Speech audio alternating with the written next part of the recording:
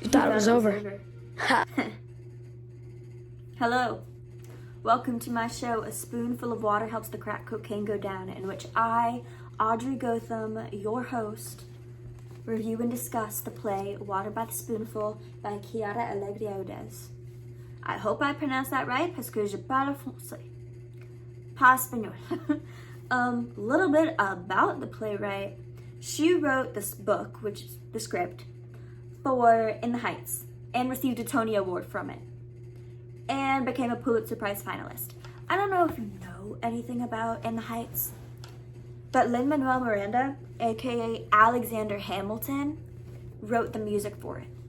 A couple years ago, I think like 2020, 2021, a movie version of In the Heights came out, in which the main character, Usnavi, was played by Anthony Ramos. We don't like him because he cheated on his fiancée, but he's talented, so like whatever. But there's this video that came out of him recording the music for In the Heights, where he's like, Puerto Rico! And it is the funniest video in the entire world, and whenever I hear or think of Puerto Rico, I think of that video. Puerto Rico is mentioned so often in this play. Every second, every hour, every minute, I am Puerto Rico! Puerto Rico! And how funny it is, okay? You will never understand.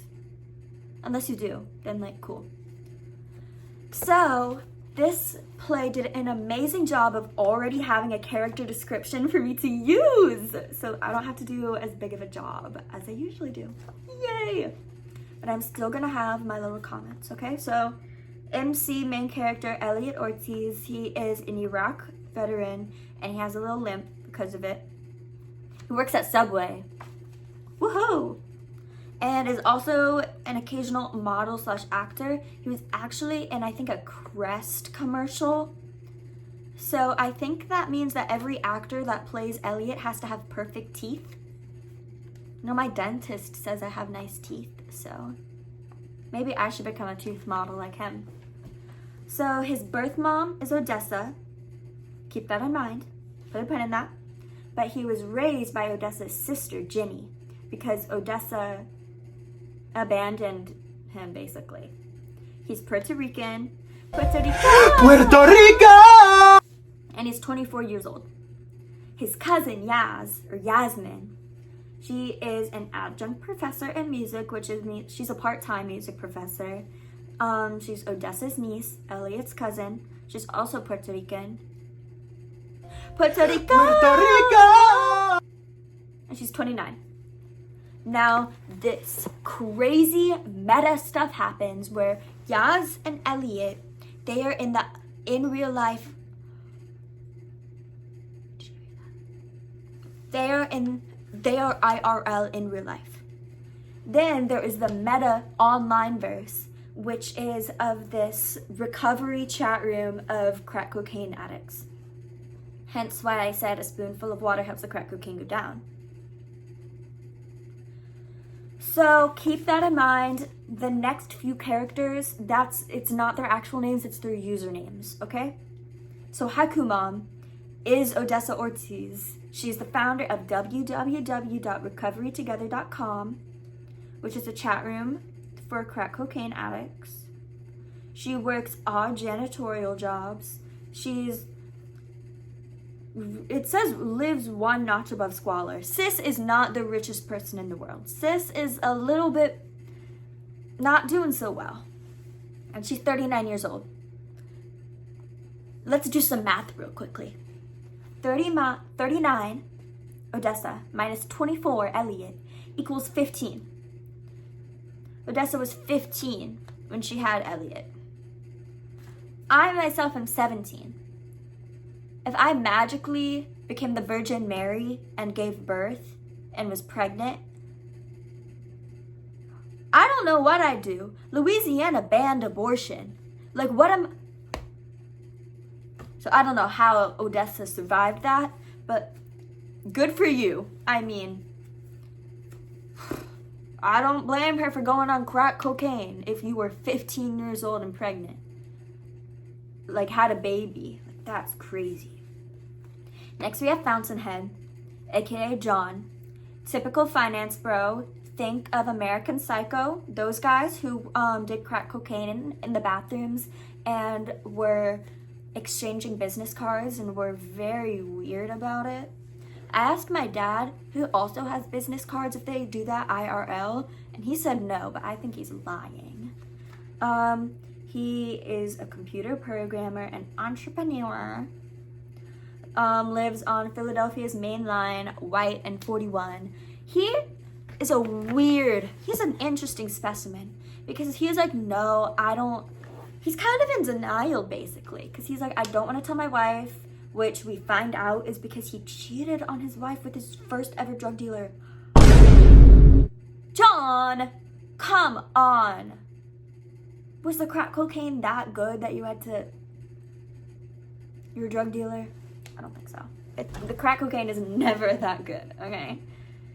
I don't know anything, so don't take my word for it. But he's like, he's weird. He's weird. So next we have arguably the best character in the entirety of the play, Chutes and Ladders. Loved that game. I'm amazing at it. He lives in San Diego. Woohoo. I've never been there. He worked low-level jobs at the IRS since the Reagan years. I was born in the Clinton years, so I don't know anything about that. His real name is Clayton Buddy, like Buddy the Elf, Wilkie, African-American, and 56. Yes, Chutes and Ladders is a bulky 56-year-old African-American man, and I am a short 17-year-old white girl. But I connect with him on a level most people don't, okay? You don't understand. Except I don't do crack cocaine, okay? Next we have Orangutan, who is a recent community college graduate. Go college. Her real name is Madeline Mays, which is the name, hold on. And before that, her name was Yoshiko Sakai. So she's Japanese by birth, but was adopted into the States, and was renamed as Madeline Mays, and she's 31 years old. Then we have a ghost who is also Professor Amon and is also a Japanese policeman. Let's talk about this book. Let's first talk about the title. Let's see, where do I find that? That was really quick. Oh my god. Wait. There we go. It was quick because it was the wrong page. So on page 52, this little scene unfolds. It doesn't start on 52, but the title appears on page 52. So let's say that this is Odessa and that this is John, and they are meeting IRL meeting. And they're at this little cafe. I think it's a cafe. And they're at this little booth, and Odessa is like, here's this little rehabilitation place for rich addicts. You could either have a good life, or you could end up like me, a teen mom. I'm not a teen anymore, but I was a teen mom who abandoned her child and was a cocaine addict, and now I'm just like barely getting along. So you could be like cool and rich like you are and get help, or you could be a loser and not get help. And he's like, I don't know. I don't want my wife to find out. And Odessa's like,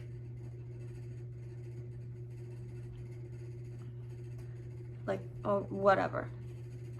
Meanwhile, Elliot and Yaz, they show up at the cafe. Now we're just gonna move back on to 2 characters because I don't have 4 arms. I do have 4 eyes though, but I'm wearing my contacts. So Elliot is like, your sister, Mommy Jenny, died, and you need to pay for her flowers for the funeral. And Odessa is like, literally, don't talk to me like I hate you, blah, blah, blah, blah, blah, blah, blah, blah. And they're having this giant, basically argument, kind of, at this random cafe. Like, imagine you're at Mojo Coffee House, you're trying to get an iced matcha with oat milk. So that's really good, by the way. And then these people just start yelling at each other about funeral flowers. And you're like, can I just get my iced matcha with oat milk? But they're like, ba ba ba ba ba ba ba ba ba ba. And then John is like, well, I can pay for the flowers if you want. And Yaz is like, well, like, I can pay for the flowers. And Elliot is like, ba ba ba ba ba. I hate you. You're not my real mom. Ba ba ba ba ba. And then we find out why this is called Water by the Spoonful. Basically, Elliot used to have a sister, a twin sister. That's a coincidence. The previous book that we read was about twins. Another coincidence, the book that we're about to read is about twins. Why are there so many twins? I don't know. I thought they were supposed to be rare or something. But this is Elliot's dead twin sister. This read because she's dead. It's actually a total coincidence though.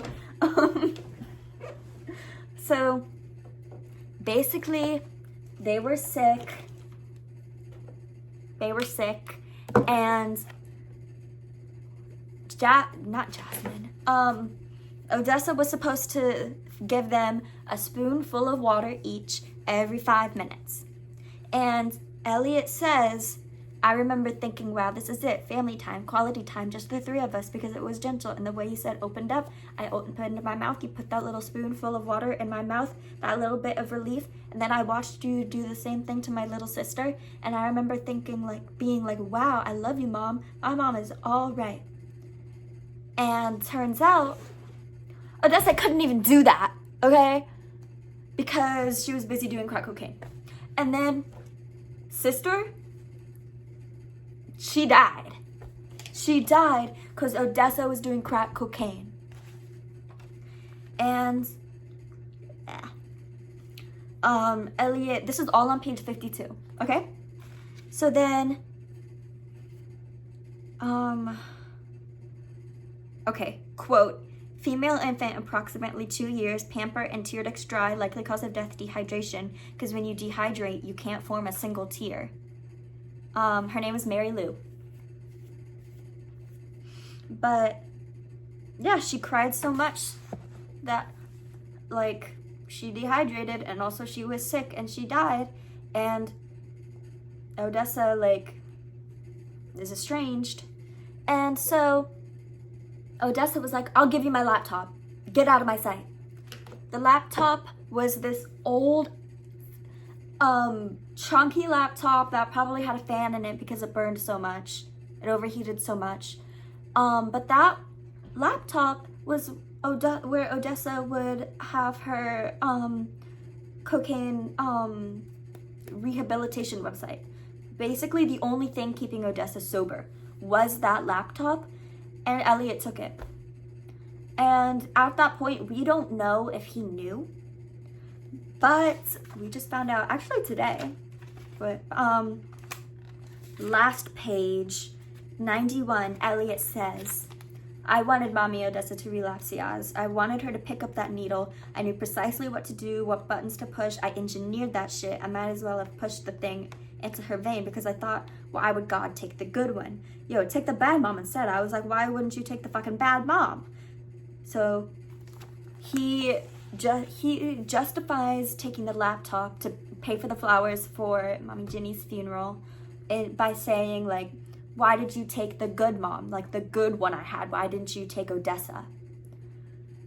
And that, I don't know how I feel about that. Because, like, I understand it, but I also am like, I personally would never stoop that low. And I guess it's because me and Elliot are two different people. But, like, wow. Now let's talk about some stuff in the metaverse, specifically Shoots and Ladders and Orangutan. There are some, like, flirtations going along with them, but we don't know if it's, like, actually gonna happen or not.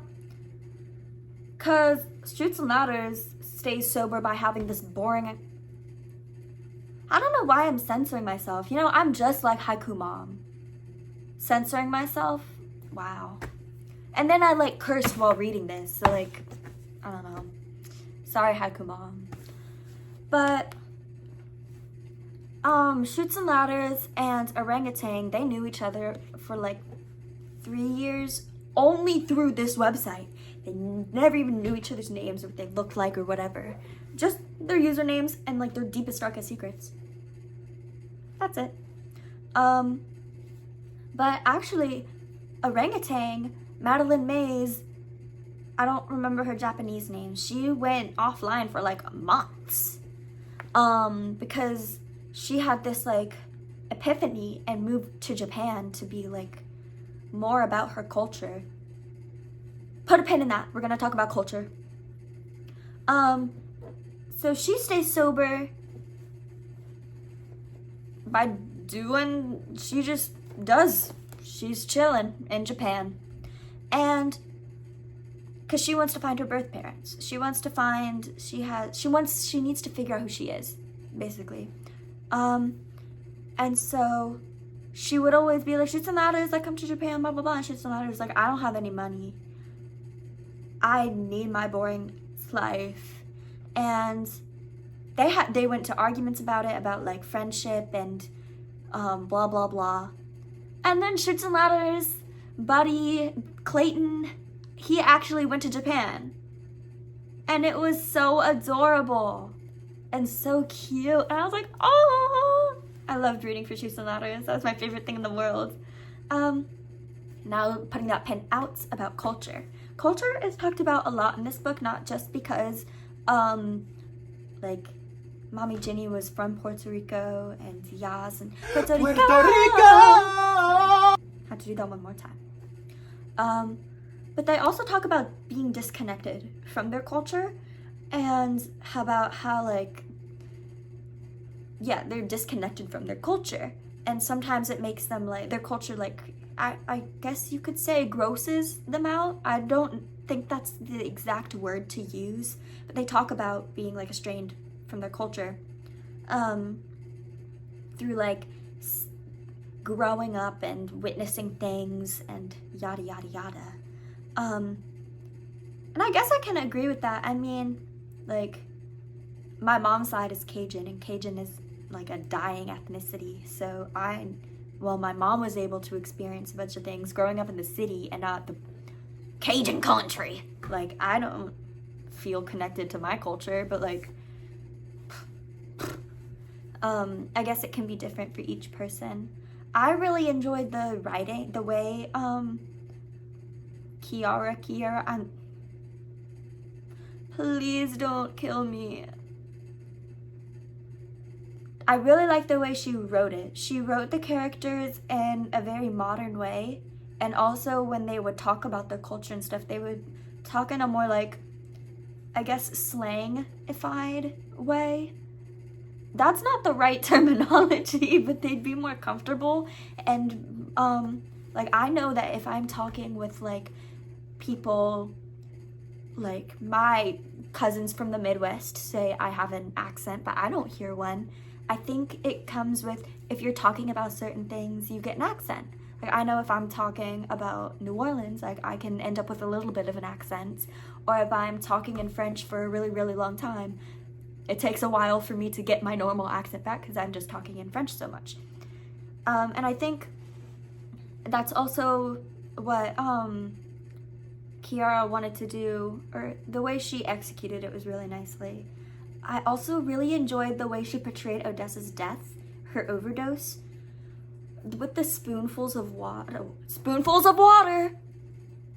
Title mentioned! That was so stupid. Death is no laughing matter. I really enjoyed the way she portrayed Odessa's overdose with the spoonfuls of water. I didn't really understand it, but according to Farron, spoons are used in crack cocaine.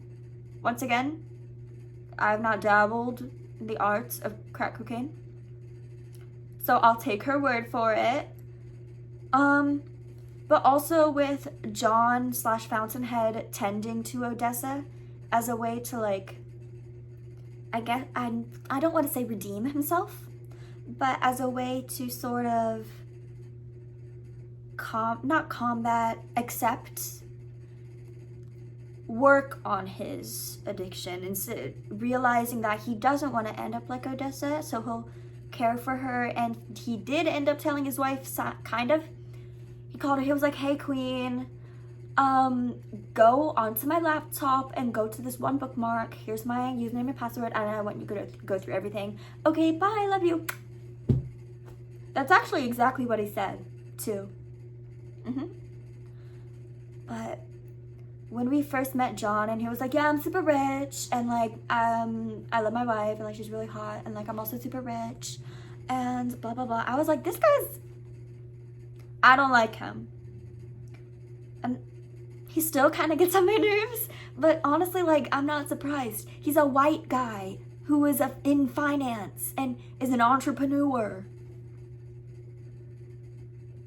Like, I feel bad for his wife. I mean, I kind of understand why he didn't tell her, because apparently she gets manic and is depressed, and that would send her over the edge, which also, I think, oh my god, was it Elliot who said he didn't tell anyone about his addiction to pills because he didn't want to send everyone, like, yaws over the edge or whatever?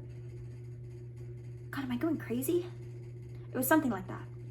I also really enjoyed the ghost who was speaking in Arabic. I don't speak Arabic, but I think the English sentence was like, do you have a passport or something like that?